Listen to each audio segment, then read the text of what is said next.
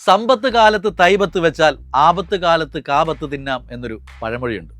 വളരെ സത്യമായ ഒരു കാര്യമാണത്. സേവിങ്സിന് ലൈഫിൽ നല്ല ഇമ്പോർട്ടൻസ് ഉണ്ട്, അത് ഏത് മേഖലയിൽ ജോലി ചെയ്യുന്നവരാണെങ്കിലും.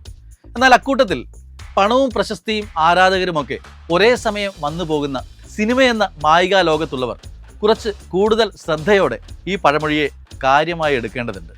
കാരണം ചലച്ചിത്ര ലോകം അങ്ങനെയാണ്. ഏറെ നാൾ പിടിച്ചു നിൽക്കാൻ ബുദ്ധിമുട്ടാണ്. ഉയർച്ച താഴ്ചകൾ നിമിഷങ്ങൾ കൊണ്ട് മിന്നിമറയുന്ന മൂവി ഫീൽഡിൽ നിന്ന് പലപ്പോഴും പിടിച്ചു നിൽക്കാനാവാതെ ഫീൽഡ് ഔട്ടായി പോയെന്നും വരാം. ഈ ചിന്തയ്ക്കൊപ്പം സ്വന്തമായൊരു ബിസിനസ് വേണമെന്ന സ്വപ്നം കൂടിയുള്ള ഏതൊരു താരവും ഒരു സംരംഭം തുടങ്ങും. അങ്ങനെ ഇന്ത്യൻ സിനിമയിൽ സ്വന്തമായി ബിസിനസ്സും ചെയ്യുന്ന നിരവധി നടീനടന്മാരുണ്ട്. അക്കൂട്ടത്തിൽ മലയാളം ഫിലിം ഇൻഡസ്ട്രിയിലുള്ളവർ ആരൊക്കെയാണെന്നും അവരുടെ ബിസിനസ് എന്തൊക്കെയാണെന്നും പരിശോധിക്കാം ഇത്തവണത്തെ സ്റ്റാർട്ട് ആക്ഷൻ ബിസിനസ്സിലൂടെ.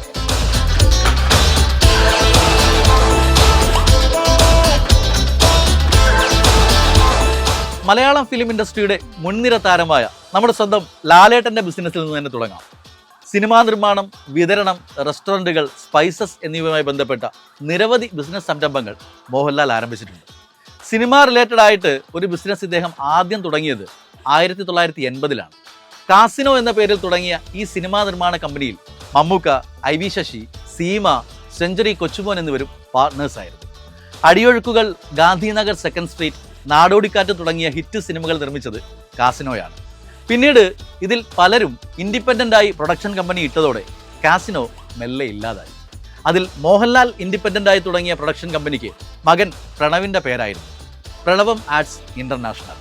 ഇവർക്ക് ഫിലിം ഡിസ്ട്രിബ്യൂഷനും ഉണ്ടായിരുന്നു.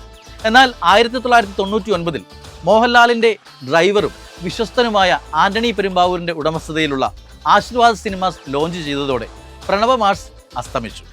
ഇന്നിപ്പോൾ ലാലേട്ടൻ നായകനായി എത്തുന്ന മിക്ക സിനിമകളും ആശീർവാദ് സിനിമാസിൻ്റെ ബാനറിലാണ്. നരസിംഹം, നരൻ, ദൃശ്യം തുടങ്ങി ലാലേട്ടൻ്റെ ആദ്യ സംവിധാന സംരംഭമായ ബറോസ് വരെ ആശീർവാദാണ് നിർമ്മിച്ചത്.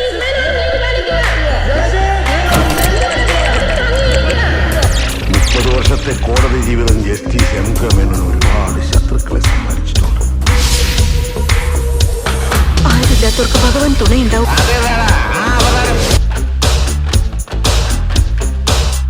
കൈവച്ച ഭാസ്കരൻ എടുക്കാൻ ഇത്തിരി വൈകും. ഇവിടെ ആരാ ഒരു വേലായുധൻ? ഞാനാ വേലായുധൻ. ഹര ഹരോ ഹര.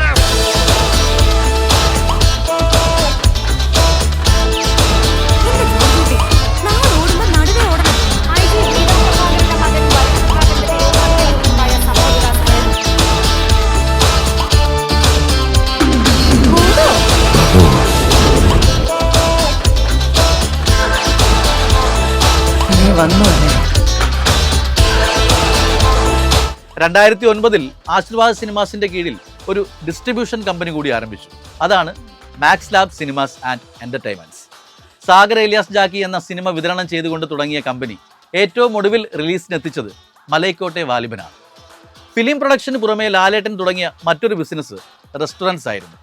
മോഹൻലാൽസ് ടേസ്റ്റ് ബെഡ്സ് എന്ന പേരിൽ 2002 മുതൽ ഇന്ത്യയിലും ദുബായിലുമായി ഓപ്പൺ ചെയ്ത സംരംഭം 2004-ൽ ഇതേ ലേബലിൽ തന്നെ സ്പൈസസും വിപണിയിലിറക്കി.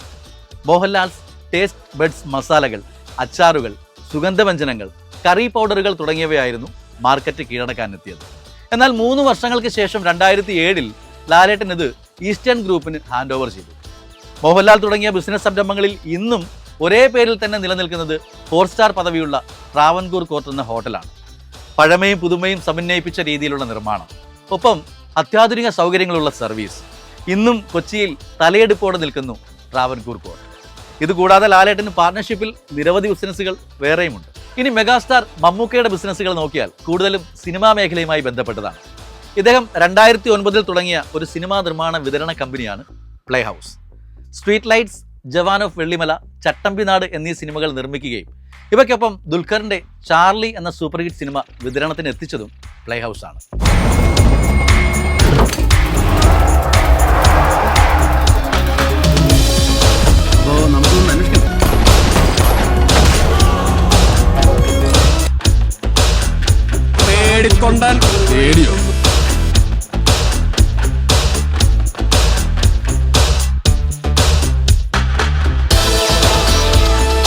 നായിന്റെ പട്ടി പൊട്ടി മോനെ മാഥേലക്ക് ബന്ധത് ബാളായിട്ടാ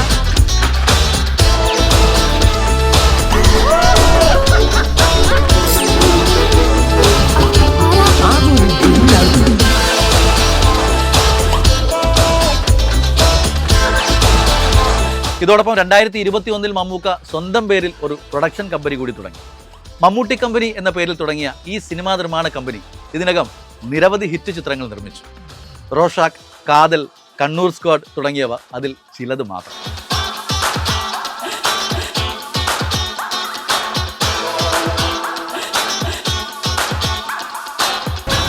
സ്വന്തം ഉമ്മയെക്കടന്നെ വിശ്വസിച്ച പെൺകുട്ടി കൊടുത്ത വാക്കാം. കണ്ടറിയാനുള്ള ഒരു പാവമാണ് ഈ കള്ളം പറയാത്ത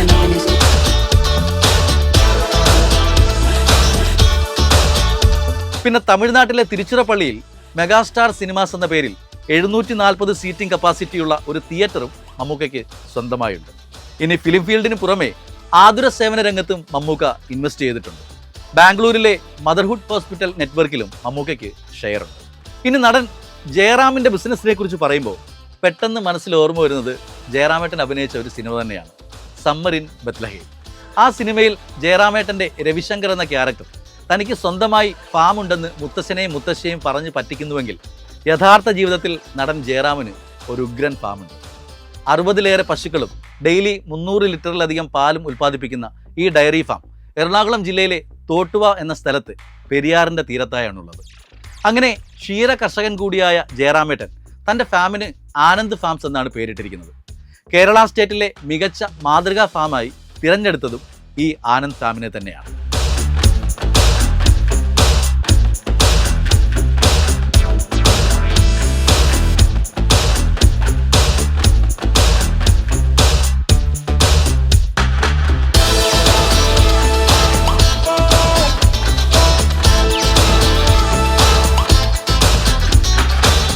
സിനിമാ മേഖലയിൽ എത്തും മുൻപ് തന്നെ സുഹൃത്തുക്കളായിരുന്ന ദിലീപും നാദിർഷയും ഒരുമിച്ചാണ് മിക്ക ബിസിനസ്സും റൺ ചെയ്യുന്നത്.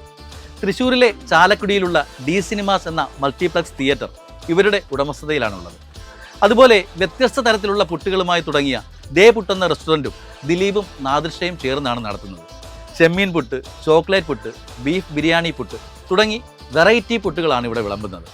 കൊച്ചി, ഖത്തർ, ദുബായ് എന്നിവിടങ്ങളിലാണ് ദേ പുട്ട് റെസ്റ്റോറൻറ്റുകൾ ഇപ്പോൾ നിലവിലുള്ളത്. ഇതിനു പുറമെ ദിലീപിന് ഗ്രാൻഡ് പ്രൊഡക്ഷൻസ് എന്ന പേരിൽ ഒരു സിനിമാ നിർമ്മാണ വിതരണ കമ്പനിയുമുണ്ട്. കട്ടപ്പനയിലെ ഋതിക് റോഷൻ, വോയിസ് ഓഫ് സത്യനാഥൻ, കേശു, ഈ വീടിൻ്റെ നാഥൻ തുടങ്ങിയ സിനിമകൾ ഗ്രാൻഡ് പ്രൊഡക്ഷൻസും ചേർന്നാണ് നിർമ്മിച്ചത്.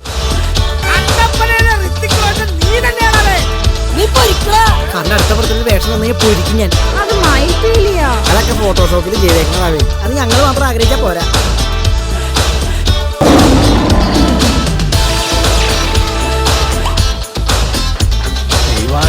കാര്യത്തൊന്നും പറ്റില്ലല്ലോ.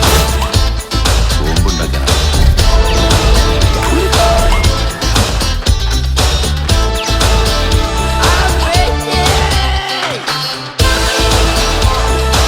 ഊട്ടിയിലെ കുതിരയെ പോലെ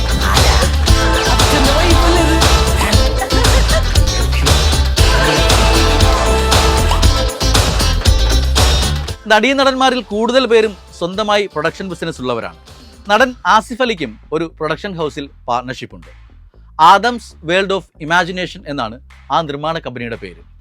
കോഹിന്നൂർ എന്ന സിനിമയിലൂടെ നിർമ്മാണ രംഗത്തെത്തിയ ഈ കമ്പനി ഒടുവിൽ റിലീസ് ചെയ്തത് ആസിഫിനൊപ്പം ബിജു മേനോനും അഭിനയിച്ച കവി ഉദ്ദേശിച്ചത് എന്ന സിനിമയാണ്. 10 ദിവസം പാരഗൺ ഹോട്ടലിൽ പോയി തിന്നും കുടിച്ചും കൂടണം. അപ്പൊ ഇങ്ങനെ പള്ളി വെച്ച് ഒലിപ്പിക്കലൊന്നും നിർത്തടാ. ഇത് നടക്കണം. പണ്ട് നമ്മൾ ഒരുമിച്ച് പഠിക്കുമ്പോൾ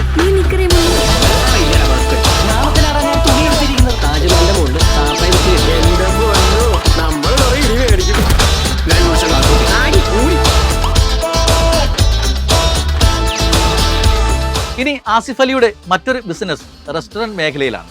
2014-ൽ 2 സുഹൃത്തുക്കൾക്കൊപ്പം ചേർന്നാണ് വാഫിൾ സ്ട്രീറ്റ് എന്ന പേരിൽ ആസിഫ് അലി ബിസിനസ് ആരംഭിച്ചത്. തൃശ്ശൂരിലെ പൂങ്കുന്നത്തുള്ള ഈ റെസ്റ്റോറൻറ്റ് അന്ന് ഉദ്ഘാടനം ചെയ്തത് നടൻ പൃഥ്വിരാജായിരുന്നു. മലയാള സിനിമയിലെ നടന്മാർക്ക് മാത്രമല്ല ബിസിനസ് സംരംഭങ്ങളുള്ളത്, ഒട്ടേറെ നടിമാരും ബിസിനസ് മേഖലയിൽ സക്സസ്ഫുള്ളായി നിലനിൽക്കുന്നുണ്ട്. ഇന്ന് അഭിനയരംഗം വിട്ടുനിൽക്കുന്ന നടി കാവ്യ മാധവൻ 2015 ലക്ഷ്യ എന്ന പേരിൽ സ്വന്തമായി ഒരു ഓൺലൈൻ ബൊട്ടിക് ആരംഭിക്കുകയും അത് വളരെ സക്സസ്ഫുള്ളായി പ്രവർത്തിക്കുന്നുമുണ്ട്. ലേഡീസിനായുള്ള എത്നിക് വസ്ത്രങ്ങൾ, സാരികൾ, സൽവാറുകൾ എന്നിവയ്ക്കുള്ള എക്സ്ക്ലൂസീവ് സ്റ്റോർ കൂടിയാണ് ലക്ഷ്യ. കാവ്യ മാധവന്റെ ബ്രദറും പ്രൊഫഷണലി ഫാഷൻ ഡിസൈനറും കൂടിയായ മിഥുൻ മാധവനും കൂടി ചേർന്നാണ് ലക്ഷ്യ ബൊട്ടിക് നടത്തുന്നത്. അതുപോലെ നടി അപർണ ബാലമുരളിയും സ്വന്തമായി 2 ബിസിനസ്സുകൾ റൺ ചെയ്യുന്നുണ്ട്. ഒന്നൊരു ഇവന്റ് മാനേജ്മെന്റ് കമ്പനിയും മറ്റൊന്ന് ക്ലോത്തിംഗ് ബ്രാൻഡുമാണ്. എലീസിയൻ ഡ്രീംസ്കേപ്സ് എന്നാണ് ഇവന്റ് മാനേജ്മെന്റ് കമ്പനിയുടെ പേര്. ഹൈ ക്ലാസ് വെഡ്ഡിങ്ങുകൾ ഫോക്കസ് ചെയ്യുന്ന ഈ ഇവന്റ് മാനേജ്മെന്റ് കമ്പനിയാണ് ചെന്നൈയിൽ വെച്ച് നടന്ന നടൻ ജയറാമിന്റെ മക്കളായ കാളിദാസന്റെയും മാളവികയുടെയും വിവാഹ നിശ്ചയ ചടങ്ങുകൾ കോർഡിനേറ്റ് ചെയ്തു.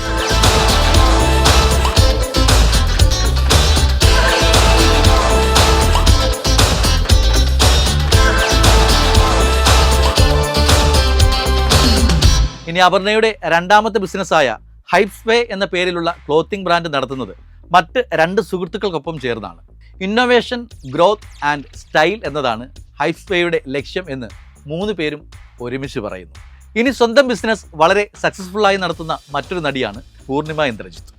കേരളത്തിലെ ആദ്യത്തെ എക്സ്ക്ലൂസീവ് സെലിബ്രിറ്റി ഡിസൈനർ ബൊട്ടിക്കായ പ്രാണ കൊച്ചിയിലാണുള്ളതെങ്കിലും ഇന്ത്യൻ ഫിലിം ഇൻഡസ്ട്രിയിലെ നിരവധി പ്രമുഖർ ഓൺലൈൻ വഴിയും പ്രാണയുടെ സ്ഥിരം കസ്റ്റമേഴ്സാണ്.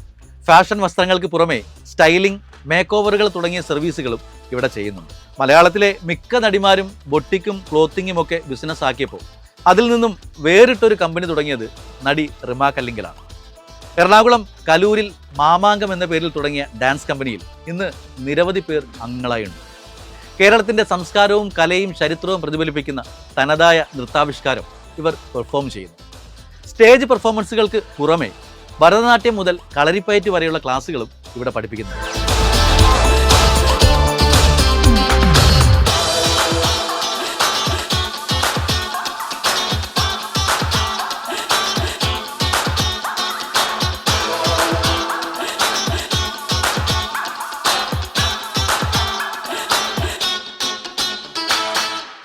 ഇനി സിനിമയിലൂടെയും TV പ്രോഗ്രാമുകളിലൂടെയും നമ്മുടെയൊക്കെ വീടുകളിലെ അംഗത്തെ പോലെ മലയാളികൾ കാണുന്ന നടിയാണ് മഞ്ജു പിള്ള.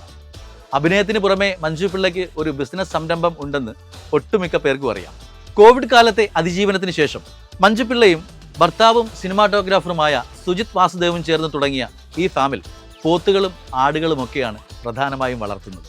പിള്ളാസ് ഫാം ഫ്രഷ് എന്ന് പേരിട്ടിരിക്കുന്ന ഈ സംരംഭം 7.5 ഏക്കറിലായി ആറ്റിങ്ങലിലെ അവനവഞ്ചേരി എന്ന സ്ഥലത്തെ നദിക്കരയോട് ചേർന്ന് നീണ്ടു നിവർന്നു കിടക്കുന്നു ഈ ഫാം.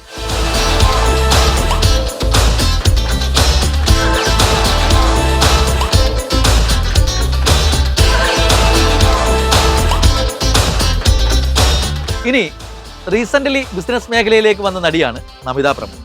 2023 ജൂലൈ മാസം കൊച്ചി പനമ്പള്ളി നഗറിൽ വ്യത്യസ്ത വിഭവങ്ങളുമായി നമിത പ്രമോദ് ഓപ്പൺ ചെയ്ത റെസ്റ്റോറൻ്റാണ് സമ്മർ ടൗൺ എന്ന റെസ്റ്റോ കഫേ. അവിടുത്തെ ടേസ്റ്റ് അറിയാൻ മെഗാസ്റ്റാർ സാക്ഷാൽ മമ്മൂക്ക വരെ വന്നിരുന്നു.